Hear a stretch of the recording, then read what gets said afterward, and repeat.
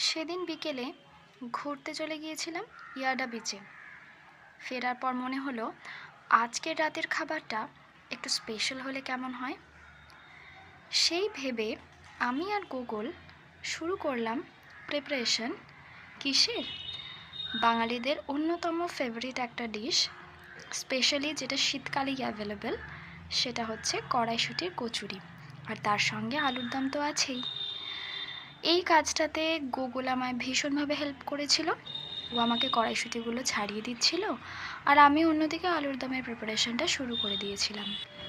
এরপর কড়াইশুঁটির ঝাল ঝাল টেস্টি একটা পুর বানিয়ে ময়দার লেচির মধ্যে ভরে সেটাকে বেলে তেলের মধ্যে ভেজে ফুলকো ফুলকো কচুরি বানানোর মজাটাই আলাদা।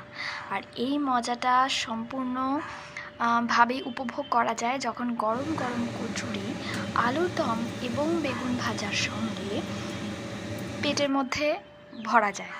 এবং শুধু তাই নয়, তার সঙ্গে বাঙালিদের যে একটা অ্যাডিকশান কাজ করে মিষ্টির প্রতি, সেটাও কিন্তু আমরা বাদ রাখিনি।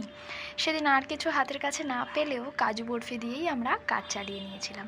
তো বলো তোমাদের আজকের ভিডিওটা কেমন লাগলো, আর প্লিজ ভালো লাগলে লাইক শেয়ার সাবস্ক্রাইব করতে ভুলো না। দেখতে থেকো।